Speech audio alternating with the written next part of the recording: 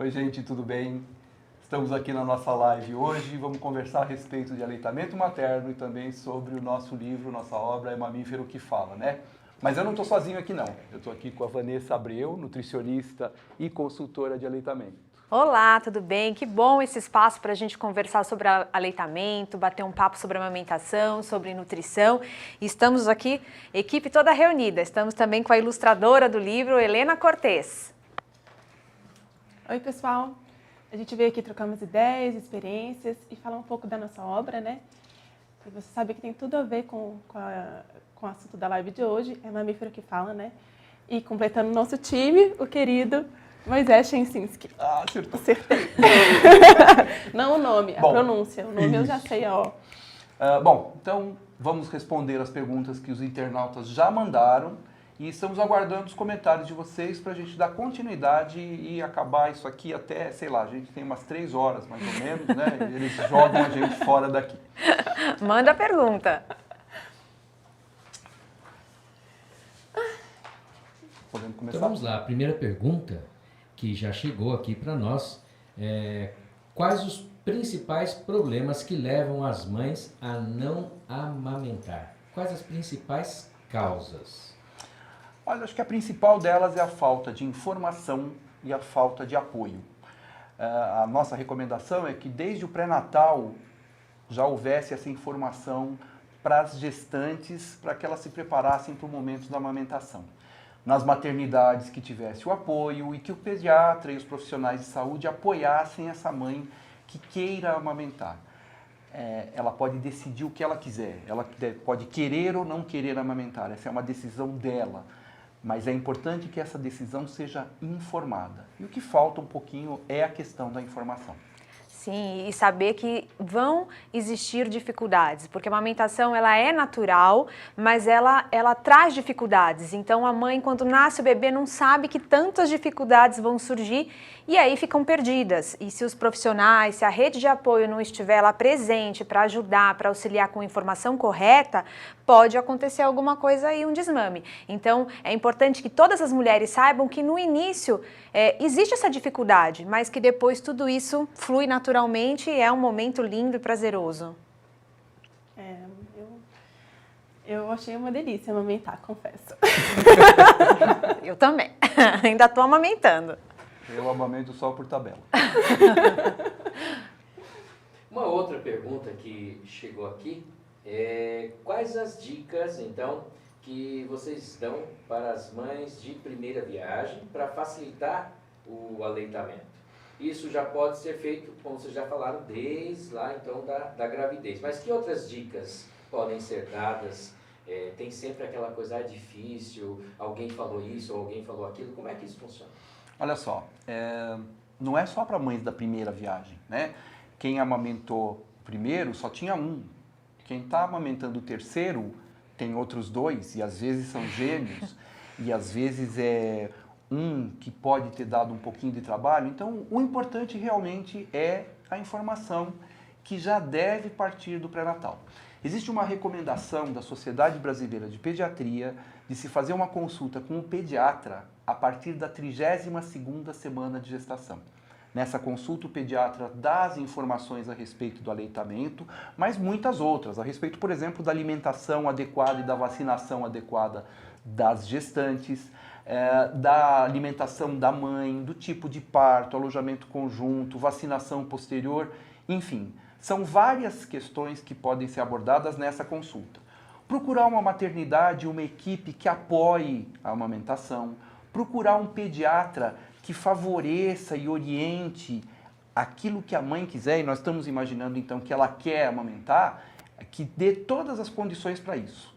Só que ela não amamenta sozinha, ela precisa de uma rede de apoio. Tiver com dificuldade, não é para ser super mãe. Amamentar, por exemplo, não deve doer.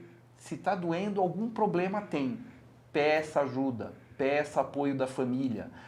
Apesar de muitas vezes as informações que as famílias têm são informações baseadas em mitos, em experiências antigas que a gente tinha, está em dúvida, fala com o seu pediatra.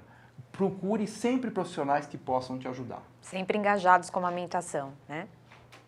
É muito diferente mesmo, não tem tanta a ver essa questão do primeiro e segundo filho. Para mim, o primeiro foi mais fácil do que a segunda. Olha que coisa engraçada. Porque, enfim, o meu primeiro filho, a gente tinha aquela paz em casa, o momento de ficar calminho, né? Todo mundo amamentando, tranquilamente, a casa toda calma. Tudo em volta dele, tudo para ele. Aquela imagem, Perfeito. né, no quarto, a meia luz, uma mulher com os pés esticados. Aí ele E cresce o segundo, e vira um demônio. Né? Não você deixa amamenta com o segundo pendurado no pescoço. O segundo, coitado, né? Coitado da minha filha, porque aí era amamentando já com um escudo para tentar se defender. Qual era a diferença de idade? 3 anos e meio. Então, às vezes nessa idade, a mãe ainda está amamentando o primeiro. E ela pode amamentar enquanto está grávida, isso se chama lactogestação, que existe um mito de que pode abortar. Não existe nenhum estudo que comprove os riscos de um abortamento por conta de amamentação na gestação. E isso é uma dúvida que muita gente da área da saúde tem. Sim. Muitos obstetras têm. Pode amamentar. Pode amamentar, lógico. Existe algum risco, está acontecendo alguma coisa, aí se evita a amamentação. E depois que nasceu o próximo bebê, pode amamentar os dois. É muito legal porque a gente abordou isso, essa foi talvez uma das principais causas da intenção da gente em escrever o livro. Foi mostrar como acontece a amamentação no reino animal entre os mamíferos, tá? Vamos achar. E mostrando a possibilidade de amamentar crianças de idades diferentes, o recém-nascido e o outro, e nenhum deles tem prejuízo. Porque a natureza é super sábia. Quando isso acontece, por exemplo, com o canguru. O canguruzinho, quando ele vai nascer, ele nasce no tamanhinho de pequenininho, 2 centímetros. Ele completa a gestação fora do útero da mãe, dentro da bolsa. Isso é conhecido no ser humano como esterogestação. A ideia é que todos nós nascemos prematuros. E na nossa prematuridade, a gente só vai conseguir chegar num momento adequado a partir do 6º ou 9º mês. Até aí, é como se você tivesse uma esterogestação, uma gestação fora do útero. Daí apareceu o sling. Né?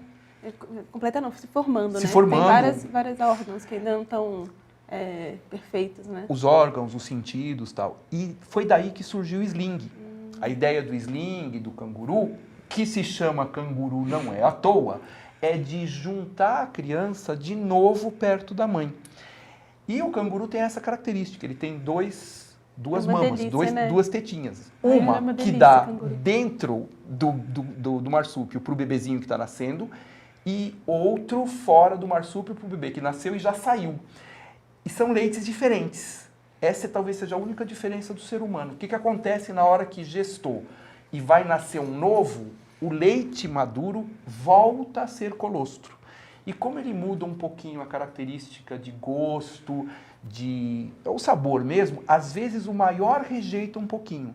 Mas ele volta. estimulando, o colostro em uma semana vira leite de transição e depois de um mês ele é leite maduro e os dois mamam o leite maduro. Naturalmente. E aproveitando, já que falou do colostro, então, o que é realmente, só dar mais uma explicação para os nossos internautas, e aquela dúvida que algumas pessoas têm, realmente o colostro é considerado a primeira imunização infantil? Olha, o colostro é um leite que vem com uma característica específica para o recém-nascido. Ele vem em menor quantidade, é mais concentrado, ele prepara o intestino do bebê para receber o leite que vem posteriormente. Cheio, rico de anticorpos. Se ele é o primeiro, olha, talvez o que se acreditava é que o líquido amniótico era estéril. Hoje a gente sabe que ele tem já uma flora e que essa flora já começa a preparar o intestino do bebê. Quando nasce por parto normal, a bactéria, a flora bacteriana da vagina da mulher coloniza o bebê e logo depois, quando ele nasce e já tem o contato pele a pele, as bactérias da pele da mãe entram em contato com o bebê e isso já começa a colonizar a pele e o intestino do bebê com uma flora bacteriana boa. são as bactérias do bem, aquelas que ajudam a gente na digestão, na absorção dos alimentos. E aí vem o leite materno. Por isso ele é fundamental na primeira hora de vida. Todos os animaizinhos, os mamíferos sabem disso. Tanto que eles nascem e mamam a seguir. Exatamente. Vale lembrar, nós somos mamíferos. Exatamente. Então, nós devemos fazer a mesma coisa. E o interessante é que nós falamos sobre esses assuntos no livro de uma forma bem lúdica para as crianças. Então, quando a gente vai abordar essa importância do colostro, dessa vacina, nós falamos, por exemplo, dos porquinhos, né? Que nascem lá, a gente conhece o porquinho no meio da sujeira, da lama. O que ele faz? Qual a primeira coisa que ele faz? É mamar no peito da mãe para adquirir essa imunidade. Então, todos esses conceitos nós falamos aqui de uma forma lúdica para as crianças e para as famílias, porque todo mundo tem dúvida sobre a amamentação, né? Lógico. Até nós. Sim, desenvolvendo, Então, né? Então, já aproveitando, né? Você mostrou o livro, mostrou as ilustrações. Então, a gente tem uma pergunta aqui que fala, quer saber o que inspirou, então, vocês já falaram um pouco mais, o contexto todo da inspiração para escrever o livro e também para ilustrar o livro. Como é que isso funcionou na prática? Eu acho que começa eles, que eles escreveram Começa. antes. Pode falar. Posso falar? Lógico. Bom, a princípio, nós pensamos em um livro com as principais dúvidas das mães, né? Porque, bom, eu sou mãe, tenho 2 filhos, e quando nasce e vem o bebê, milhares de dúvidas surgem na nossa cabeça, nós queremos tirar a dúvida e nós não sabemos para quem perguntar, cada um fala uma coisa, fica, né, aquele monte de informação. Então, a princípio, foi um livro para tirar dúvidas das mães. Mas como já existem algumas coisas nesse sentido no mercado, na internet, né, surgiu então a ideia do pediatra em escrever um livro infantil e realmente paramos para pensar que essa cultura do aleitamento materno, ela tem que começar desde a infância. Porque hoje, o que nós vemos? Crianças brincando com bonecas e mamadeira. Então, já é uma cultura de desmame, né? Por que é tão difícil ver uma criança brincar com uma bonequinha mamando no peito? É muito mais fácil ver uma criança com mamadeira do que amamentando a sua bonequinha. Ou a bonequinha que chora, que põe na boquinha da criança. Chupeta, né? Então, por que não falar com as crianças? Elas são o futuro. Se a gente começar lá de baixo, essa cultura pode ir novamente tomando conta. Então, a ideia foi falar sobre o tema da amamentação para as famílias, tirando as dúvidas das mães, porque muitas vezes é a mãe, é a tia, a avó que vai ler o livro para a criança quando ela não é alfabetizada. Lendo o livro, ela já está adquirindo essa informação, esse conteúdo, e a criança também está aprendendo que é natural e que nós somos realmente mamíferos. Além disso, a ideia foi de escrever um livro palpável, livro de voltar àquele hábito que a gente tinha de avó e da mãe lerem junto com as crianças. E a partir desse momento, esse contato faria com que, de repente, a gente não tivesse mais livrarias, editoras sumindo do mercado por conta das redes sociais, dos tablets, que são importantes sim, mas para a criança criar o hábito da leitura, a gente precisaria fazer com que a família retomasse aquele hábito. É uma das formas que a gente tem de a família estar junto com as crianças. Só que é evidente que o que está escrito e o que a gente vai ler, ele ganha um colorido e uma personalidade e uma vida diferente quando a gente tem a imagem. E aí nós dois aqui procuramos, e aos 49 do segundo tempo, na prorrogação já, o que aconteceu? O Barcelona perdeu de 4-0 lá no finalzinho, nós aqui ganhamos no último segundo e conseguimos trazer e encontrar a Helena que tinha já, antes de conhecer o livro, os traços e aquilo que a gente buscava na sensibilidade de alguém em relação, na delicadeza dos traços, de alguém relacionado à questão da amamentação. E aí a gente convidou a Helena. Ai, vocês são tão fofos. Então, a minha parte foi assim. eles já tinham escrito o livro, muito lindo e tal, e aí a Vanessa me encontrou, acho que foi primeiro no Facebook, né? Foi, Facebook. E aí ela me perguntou se eu tinha interesse e falou sobre o tema, e eu acho o tema da amamentação Eu sou apaixonada pelo tema, não é à toa que o livro veio acabar caindo nas minhas mãos. Eu acredito que as coisas elas acontecem de fato, porque elas... Enfim, eu acredito no universo e eu acredito no movimento das coisas. E aí, eu já me encantei pelo assunto antes mesmo de ler o livro. Aí a gente, enfim, conversou, era o final do ano, tal, e tudo certo, tudo de acordo, tal, todo mundo vai passar Natal, férias, cada um para o seu lado. E o livro ia ser lançado em março, né? Que foi o A ideia era em lançamento, março. Porque tinha um Tinha um congresso tem um paulista de congresso, pediatria. então a gente já tinha uma gente data queria que eu colocar. acho ótimo também, porque quando as coisas elas são para, sei lá quando, né? Demora tudo tanto para acontecer, eu acho legal. Então eu gostei também da emoção de temos que fazer e temos que fazer rápido. Tempo recorde. Sei lá se é recorde, mas era o que tinha e eu achei demais. Não sei exatamente quanto tempo você demora para ilustrar vários livros, não é que eu fiz muitos, né? Então, eu fiz alguns mais caseirinhos. Esse é o primeiro que, de fato, foi editado numa editora. Então, Xodó. meu primogênito. Enfim. Amamenta prolongado. Estava amamentando ele. Vou levar bastante tempo ele aqui comigo no meu peito. Enfim, aí a Andréia, que é a editora, me mandou o texto, e aí eu comecei a ler. Quando a gente vai criar uma ilustração de um livro, a gente precisa...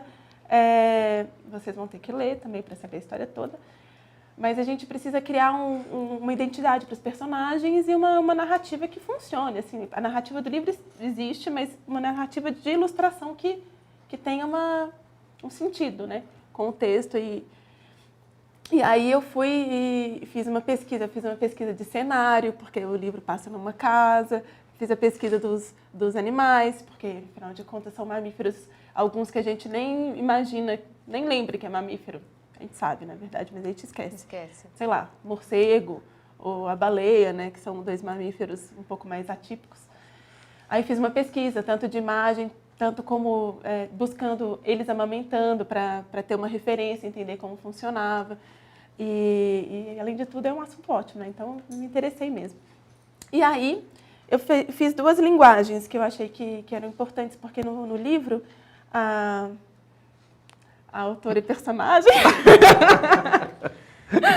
ela está lá amamentando e tal, e a mãe dela, a avó do Luca, pega um livro, que é o livro que chama Mamíferos, para ler junto com ele. Então, eu tentei fazer 2 linguagens visuais, para eu entender a hora que a gente está conversando, tipo, a hora que os personagens estão interagindo, que é mais nessa linguagem um pouco mais, eu acho que um traço um pouco mais infantil, e quando está dentro do livro Mamíferos, aí eu tentei fazer um pouquinho mais realista, e aí os animais, eles são um pouquinho mais realistas, que eu achei assim, que é um jeito de separar. Diferenciar. Enfim, já falei muito. Agora, se faz pergunta aí, tímida e tal, tá bom.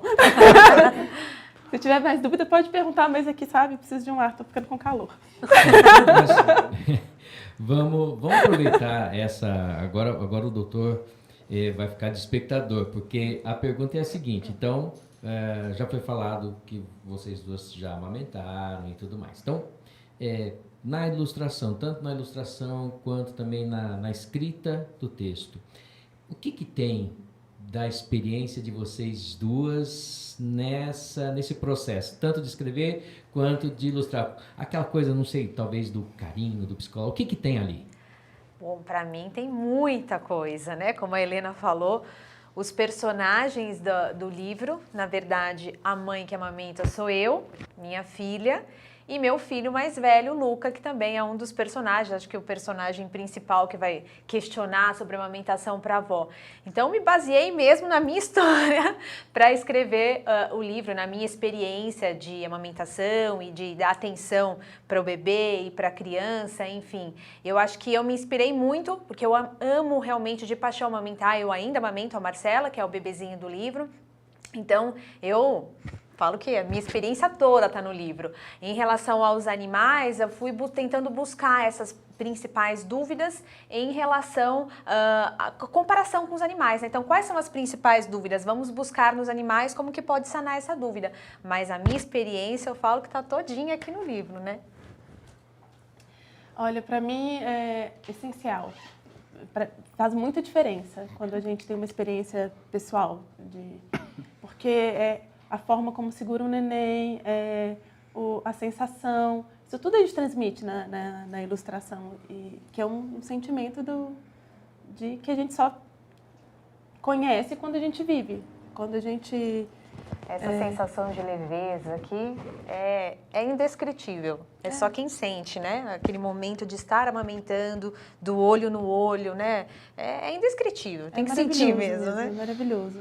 Eu não vou ficar quieto, porque tem a minha experiência embutida aqui. Sim, porque que hoje em dia... Não só pediatra, como pai como também. pai, Claro, isso. Então, os homens o existem. pai foi incluído no livro por uma persistência muito intensa minha, não é verdade? Eu falei, elas aceitaram, né? Mas é importante que antigamente a gente tinha aquela ideia de que o pai, o pai ajuda ou não ajuda. O pai não faz pai nada. Não ajuda. O pai participa. Tirando gestar, parir e amamentar, o pai participa do processo inteiro. E deve participar de tudo. Lógico, desde gerar, acompanhar durante o pré-natal, e aí a gente está falando de pai, hoje com a questão das novas famílias, o companheiro, a companheira, né, podem fazer esse apoio, a participação deles é muito importante e talvez seja o centro da rede de apoio da mãe, da mulher que está gestando, parindo e depois amamentando. Beijo, Marcelo, meu marido, que é minha rede de apoio. E aproveitando então, né, o doutor também falou e apresentou essa questão, já falando até da mudança, um pouco desse pensamento masculino em relação a isso. Nesse assunto, a amamentação está sendo abordado no livro, vocês percebem que ainda existem alguns entraves sociais, alguns tabus sociais? Algum tempo atrás estava todo... Aliás, algum tempo atrás não, ainda continua um pouco essa coisa de onde pode, onde não pode, já lugares fazendo locais reservados para isso. Não, imagina, não pode aqui no ônibus, não pode aqui na praça, né? E então esse é um ponto. E o outro ponto é, as crianças, será que existe também alguma coisa desse preconceito já sendo passado para as crianças? Olha, a gente tem sim essa dificuldade e a gente tentou mostrar isso inclusive em algumas coisas no livro, né? Então, por exemplo, quando a gente fala da girafa, imagina a girafa não podendo amamentar em público. Como é que cobre essa girafa? Né? Precisa de um cobertorzão. Ou quando a gente fala, por exemplo, do elefante, que o elefante mama até 5 anos de idade. E aí a gente pergunta, será que existe alguma mamãe elefanta que chega para outra e fala assim, nossa, ele não está muito grandinho para mamar ainda? Esses preconceitos a gente ainda tem e fez questão de colocar isso no livro. Mas isso é preconceito. Como é que a gente muda isso? Trabalhando na base. Quem é a base?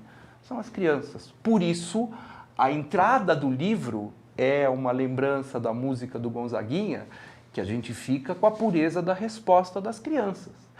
É ali que você tem a naturalidade. Se a gente consegue fazer com que estas crianças recebam de informação, e isso pode ser passado, e é até interessante, né, para um dos sonhos da gente, que a gente já viu acontecer antes do que a gente imaginava, são escolas trazendo o livro para a sua grade, para mostrar para a criança quem são os mamíferos, porque já é uma leitura de hábito delas, e mostrar que nós também somos mamíferos. E a gente recebeu vídeos, e-mails, no Insta da gente tem, o É Mamífero que fala, tem Insta, tem Face, enfim, com a fala das crianças já colocando como elas entendendo os animais e entendendo-se como mamíferos.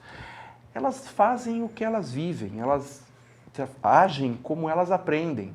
Se elas aprendem preconceito, elas agem preconceito, sem entender o porquê de estarem fazendo aquilo. A gente precisa mudar realmente a questão cultural e social do país, do mundo. Não é só aqui que existe esse preconceito. A gente tem, nós falamos de taxa de aleitamento, a recomendação da Organização Mundial de Saúde é de que seja 6 meses exclusivo. Existe um planejamento da Organização Mundial de Saúde que até 2025, 50% das crianças estejam em aleitamento materno exclusivo até o 6º mês. A nossa taxa no Brasil é de 54 dias. Muito baixo. Na Inglaterra e na França, aos 6 meses, 1% das crianças estão em aleitamento materno exclusivo. Então não é uma questão só nossa. E o preconceito e o desconhecimento existe no mundo. Então, quem sabe a gente tem a esperança de estar plantando uma sementinha nessas crianças e que a sementinha cresça junto com essas crianças, trazendo uma nova geração sem este preconceito e que isso seja a base de não termos mais nenhum tipo de preconceito. É um sonho.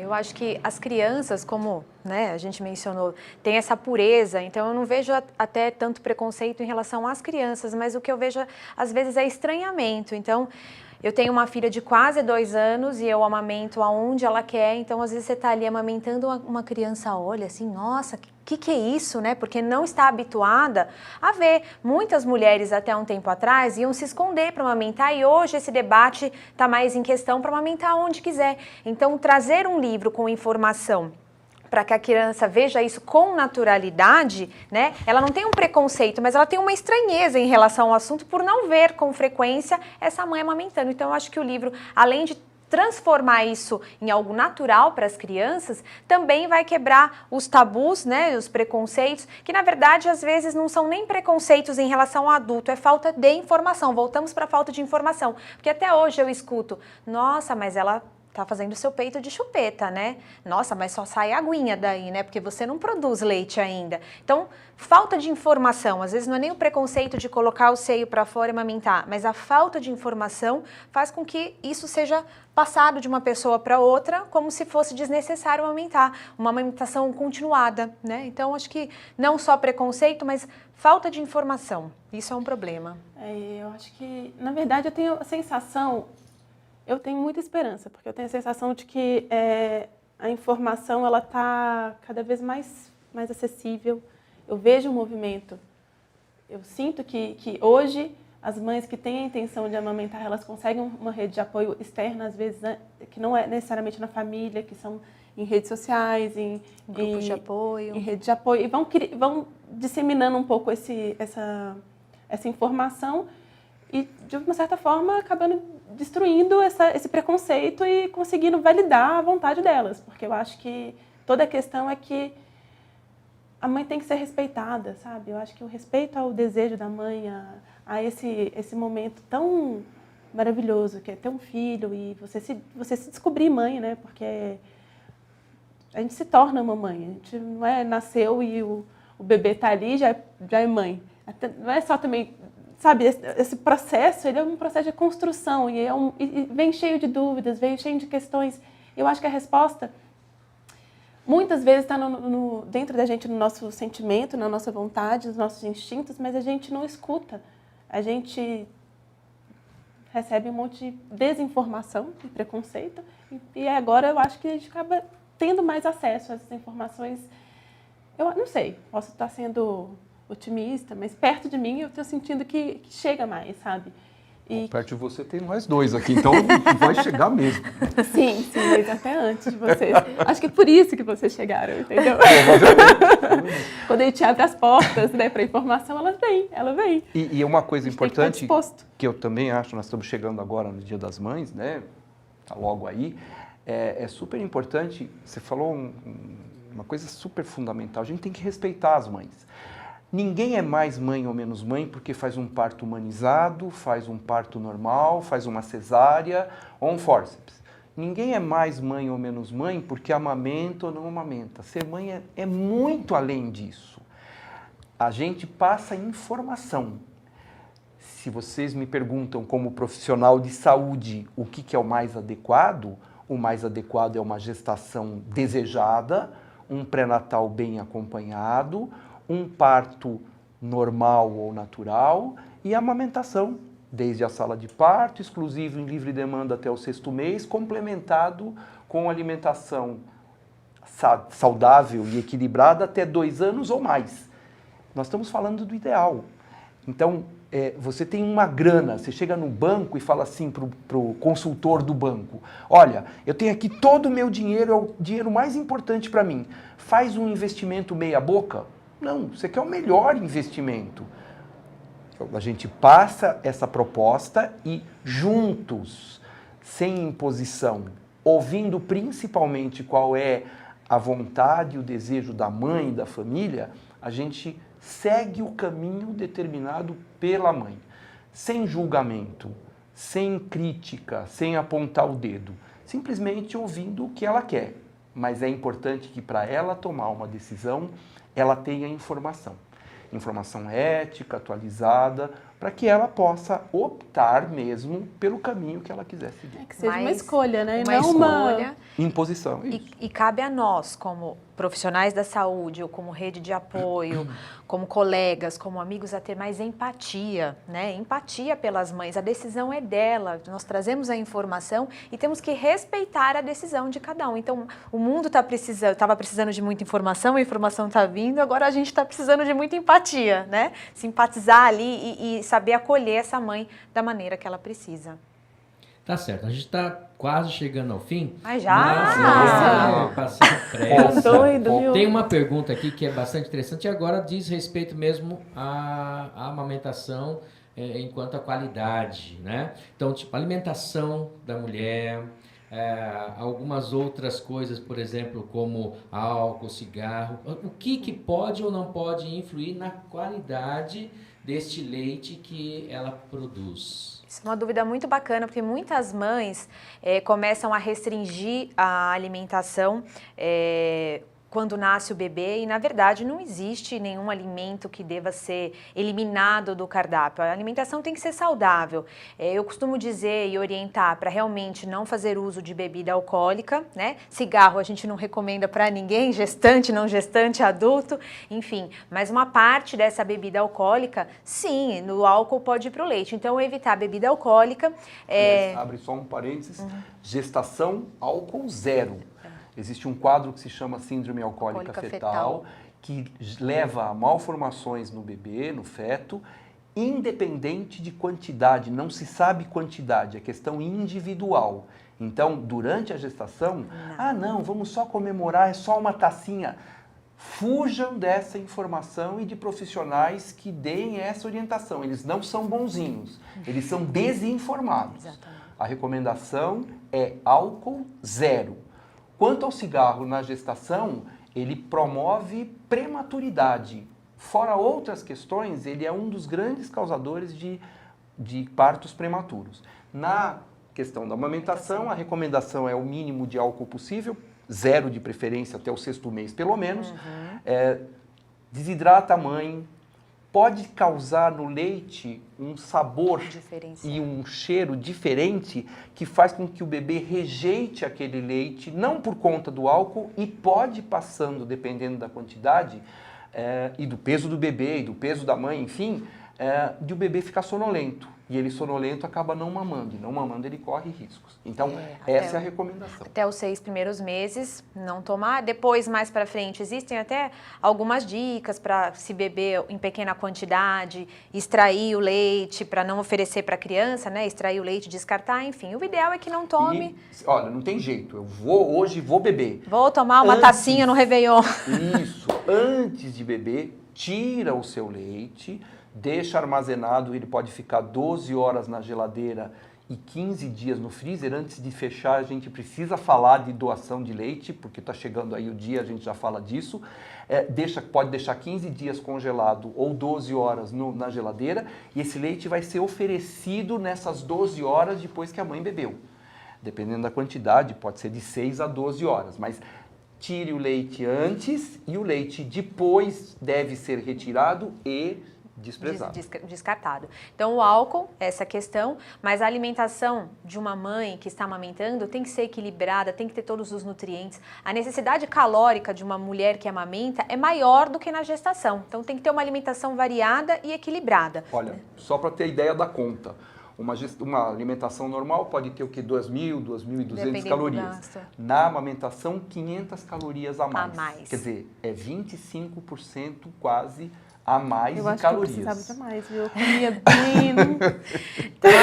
Tem que ser uma alimentação mínimo. equilibrada. Quando dá mínimo. tempo, né? A gente acha que tá comendo muito, mas a gente não tem tanto tempo para comer. Aí quando você vê, você não comeu tudo que você queria. Exatamente. Porque a comida ficou fria, porque você teve que sair. Na E a verdade, amamentação é livre demanda, então, né? no final das contas, parece que comeu muito, mas nem comeu tanto assim. Aí eu sempre comi bastante durante a amamentação. Mas só para finalizar. As duas amamentaram, as duas comeram bastante, as duas são magras e eu Tá estou bem. precisando emagrecer. Você perde eu não muito engravido. peso. Mãe que amamenta perde peso. Não precisa se preocupar com o peso, não, e nem fazer regime depois do parto. Mas, enfim, só para finalizar, a alimentação ela tem que ser equilibrada. E aí, muito cuidado, porque eu vejo informações, consome tal alimento, bebe tal líquido que vai aumentar a produção de leite. Então, o tabu, a cerveja escura, a bebida alcoólica, não aumenta a produção de leite, tá? Então, é ter uma alimentação variada e equilibrada, né? Então, aproveitando dessa questão da amamentação e da questão da doação do leite, tá? Só assim explicar por que a gente doa o leite materno. Já foi falado um pouquinho, mas pode aprofundar um pouco mais essa questão do armazenamento e um pouco da campanha que existe, por favor. Bom, só antes disso, só falar uma coisa que senão eu vou apanhar um monte. Eu falei do pai sendo um fator importante da rede de apoio, a avó. A avó é fundamental. Por isso, como ela tem aquelas informações que a gente passou para ela quando ela teve bebê, isso faz 40 anos, 30 anos, a gente convida as avós para virem à consulta. Né? Para virem à consulta, para receberem essa informação também atualizada. Porque uma coisa é assim, você fala assim, olha, qual que é a nossa recomendação atual? É 0 açúcar até 2 anos. E suco é para ser dado depois de 1 ano de idade. Aí a mãe fala isso em casa, depois da consulta do pediatra. O que a avó fala? Eu criei vocês e ninguém morreu. Todo mundo tem saúde. E a gente sabe hoje que não é bem assim. Mas isto ouvido e conversado diretamente com o pediatra na consulta... Eu adoro responder assim, você acha mesmo que a humanidade está perfeita, que a gente não tem que mudar nada? E que tudo que foi feito está ótimo, então está tudo certo, não precisa fazer nada diferente? Então tá bom para você. Só ter criado a gente já é um problema, né? Então, mas tudo bem, mas é importante que essa informação passe. Bom, aí vamos retomar a questão do leite. O brasileiro é um povo altamente solidário. Aconteceu aquela desgraça em Mariana, todo mundo doa roupa na época de campanha do inverno, doa água. O Brasil tem a maior rede de banco de leite humano do mundo e falta leite, porque não existe a cultura da doação de leite. Olha só, você vai voltar a trabalhar, não interessa quando. Nasceu o seu bebê, você amamenta, aí você pensa em doação de leite. Quando que a gente deve começar a falar de doação de leite? No pré-natal. Já deveria ter ali. Na maternidade. E depois o próprio pediatra, durante as consultas de rotina, deve sempre informar. Por quê? Porque quando você doa o seu leite, você sabe que você está alimentando o seu filho e ainda tem a mais. Este leite é encaminhado ao banco de leite. No Brasil, aquela cultura da ama de leite, de amamentar filho de outra mulher, não é recomendado. Desde a época do aparecimento de AIDS, o uso de alguns medicamentos, outros tipos de doença, a gente recomenda que isso não seja feito. Apesar de ser um ato bonito, olha, é uma questão que pode às vezes salvar uma vida, numa situação extrema, tudo bem. Mas se não for assim, de preferência, evitar esse tipo de conduta, de prática hoje em dia. Aí você começa a tirar, se você ligar para o banco de leite, eles vêm até tua casa, fazem exames em você, orientam você em como extrair, como armazenar e eles buscam o leite que você vai doar. Aí não interessa em que tempo você voltou ao trabalho. Imagina que você vai voltar ao trabalho com 6 meses do seu bebê. 15 dias antes, você pode começar a armazenar o seu leite no congelador e 12 horas na geladeira. Então você começa a tirar 15 dias antes. Só que você está preocupada com a volta ao trabalho. Aí você tira um pouquinho, não sai direito. Sai pouco, você já fica ansiosa. Ansiosa, você não sabe como que vai ser. Se você já vem doando regularmente, quando chega 15 dias antes, ao invés de você enviar esse leite, que é usado pelos bancos de leite pros prematuros, nas maternidades, então, se para o seu filho o leite materno é saúde, para esses prematurinhos o leite materno é vida. Para ter uma ideia, no estômago de um recém-nascido de termo, cabem por mamada, no primeiro dia de vida, 5 ml por mamada, uma colherinha de chá. De um prematuro é 1 ml. Então, não pense que você doa pouco. Se você doar 50 ml, você está doando 50 mamadas para prematuro. Aí você deixa isso, ao invés de oferecer para o seu banco de leite, você passa a guardar para você. Continua sendo uma coisa super natural. Dia 19 de maio, Dia Mundial e Nacional do Aleitamento Materno. Eu recebi agora, por isso eu ainda não gravei, o novo tema que vai ser o lema da campanha desse ano, dia 19 de maio. É Doe leite materno, alimente a vida. Dia 19 de maio, então, é um domingo, nós vamos ter a comemoração e a celebração do Dia Nacional e Mundial da Doação de Leite Humano.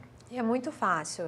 Eu fui doadora de leite, você pode entrar na internet, pesquisar qual é o banco de leite mais próximo da sua residência. Isso é até interessante falar que o banco de leite ele dá informação se a mãe tem alguma dificuldade. Então, muitas vezes eu não estou encontrando um profissional na minha cidade que me oriente em relação à amamentação.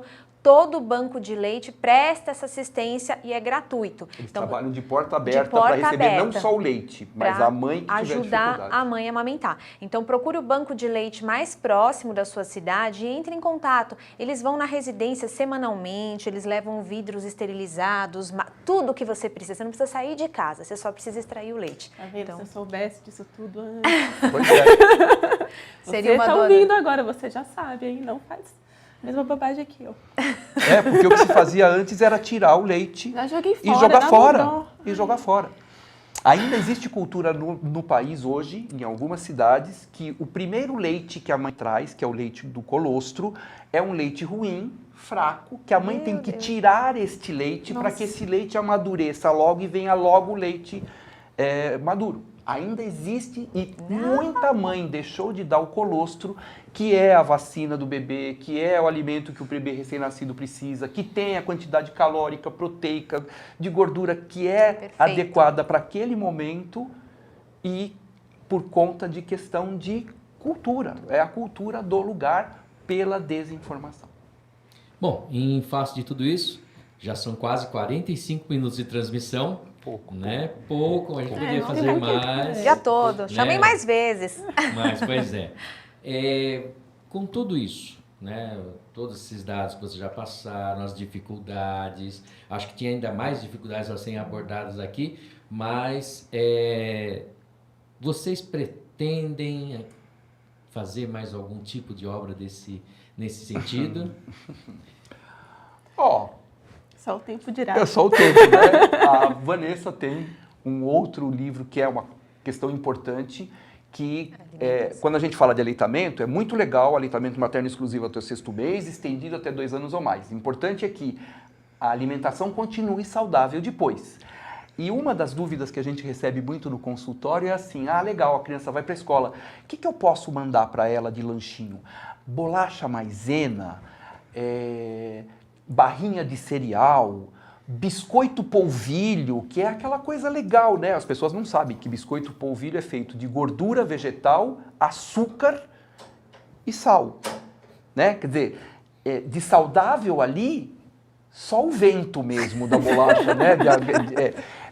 Então pega aquela bolacha, água e sal. Se vocês forem olhar os componentes desse tipo de alimento, então Existe forma, então tem um livro da Vanessa que é... Segundo livro, Lancheira Gostosa e Nutritiva, também pela editora Paulinas, dá para comprar lá no site, tanto é Mamífero que Fala, como o Lancheira que vem, foi o primeiro livro, mas é uma continuidade aí da alimentação após o desmame ou quando entra na fase escolar. Mas a intenção a gente tem, e se a gente tiver essa intenção, com certeza a Helena vai estar com a gente, não tem a menor dúvida, óbvio, né? Não sei livro sobre isso ainda, tal, aquela, né? Porque eles ainda não me mandaram o texto. Mas, assim, mas obras a respeito da amamentação e da maternidade. O que eu tenho para dizer é que o que juntou aqui é uma paixão muito grande pelo assunto. E a amamentação envolve vários temas, várias dúvidas. Então, eu acho que sim, cabe assunto para 2, 3, 4 livros. Então, vamos embora. Nós pensamos em amamentação prolongada mesmo, né? Até o terceiro, literatura de amamentação prolongada. Vamos pensar no assunto. Perfeito. Agora, para a gente encerrar, como é que o nosso internauta, a nossa internauta pode acessar vocês, pode entrar em contato com vocês? Peraí, deixa eu Chegou mostrar. agora, Peraí assim, que de tem um repente, livro, Deixa eu livro pra mostrar, o deixa eu lanche. mostrar aqui o Lancheira Lancheira. Gostosa e Nutritiva, que aborda um pouquinho sobre a alimentação na infância e os números de obesidade infantil recentemente. E aí tem várias receitas fáceis e práticas com lancheiras montadas para um mês para cada criança, né? E são receitas bem práticas, porque eu acho que a gente também tem que resgatar esse vínculo familiar de preparar os alimentos. Então, hoje em dia, o que se vê são crianças levando muitas coisas industrializadas na caixinha, no pacotinho, tudo pronto, que é cheio de corante, conservante, todos os antes possíveis. Então, tentar resgatar esse hábito de cozinhar, porque alimentação, ela não é só nutrição, a alimentação envolve uma questão social também. Então, eu acho que esse vínculo familiar é muito importante. Então, são receitas práticas, eu juro que ninguém vai ficar 3 horas na cozinha preparando o lanchinho para a criançada. Aquela frase é ótima, descascar mais e desembrulhar, desembrulhar menos, exatamente. Aliás, faltou um dado importante, o nosso livro tem a receita do bolo da vovó, Sim! que não tem açúcar. Exatamente, Mas para a as receita crianças. é da vovó mesmo ou era sua, hein, Vanessa? Um dia eu vou me tornar vovó. Então, a vovó Vanessa, nutricionista, fez a receita do bolo sem açúcar para as crianças, é uma ideia né? pra gente fazer. Bom, nós vamos E quem quiser acessar, para saber de onde compra o livro, tem as livrarias paulinas que tem em todo o país, tem o site www.paulinas.com.br, o telefone 0800 70 100 81 e em todas as livrarias paulinas que tem no país. Pode pedir online, ele chega às mais distantes localidades do Amazonas, do Oiapoque ao Chuí. Exato. Boa. Tá? Agora, aos contatos de todos. Bom, o livro tem as redes sociais, então nós temos o Facebook do livro, é Mamífero que Fala, onde vocês encontram todas as entrevistas, todos os eventos em relação ao livro. Também tem o Insta é @emamíferoque. Aí são as informações referentes ao livro. Se alguém quiser contato comigo, Vanessa Abreu, nutricionista, consultora em aleitamento materno, o meu Instagram é @topnutrição. E o meu Instagram é Helena Pinta e Borda. Sim, porque artista e arteira. Eu não bordo, mas é aquela expressão, né, de pessoa que faz arte. Você me encontra no Instagram, no Facebook e só procurar que você acha. Que nós temos, para mim é só procurar o que tem de Dr. Moisés e eu apoio o leite materno. Tem Instagram dos dois, Facebook dos dois, tem um site, tem blog, tem canal de vídeo no YouTube. Esse ano eu estou com uns 100 vídeos novos, pequenos. É fácil de achar ele. É facinho de achar. Facinho, É facinho de achar. Doutor Moisés. Isso, Dr. Moisés Chensinski. ou tudo que... Não, só Dr. Moisés. Chensinski, Não, se ninguém pesquisar acha. na internet, Isso, acha um pode monte ser. de coisa. Dr. Moisés ou eu apoio o leite materno. E é importante falar, então, o É Mamífero que Fala, né? Foi lançado em abril, aqui em São Paulo, e nós teremos mais 2 lançamentos agora no interior. Dia 25 de maio, na Livraria Nobel, na cidade de Registro, interior de São Paulo, que fica no Shopping Magário. Esse lançamento vai ser na abertura ali da Semana Mundial do Brincar, então vai ser bem bacana, vamos ter parceria com uma brinquedoteca da cidade, e as crianças que adquirirem o livro já vão receber autógrafo e poderão brincar 1 hora de graça na brinquedoteca. E dia 29 de junho o lançamento será em Ribeirão Preto, na Livraria Paulus. Quem seguir a gente nas redes sociais vai ter lá tudo explicadinho. Em breve postaremos aí os eventos com horário, com as atividades em Ribeirão Preto. Também teremos uma oficina muito bacana de slingada, que é para aprender lá o canguru, como fazer. E teremos também dança materna, com a parceria do Instituto Geração Mãe. Então vão ser 2 eventos bem bacanas, vale a pena quem estiver aí na região. Fique ligadinho aí nas redes sociais. Rio de Janeiro, em novembro, Encontro Nacional de Aleitamento Materno. Fiquem atentos, porque talvez tenhamos também lá outro lançamento. Teremos lá um outro lançamento do livro. Isso é para novembro, dentro do Encontro Nacional de Aleitamento Materno. Então tá, muito obrigado a vocês. E para você estar acompanhando pela internet, na semana que vem a gente tem mais uma live. Um abraço a todos.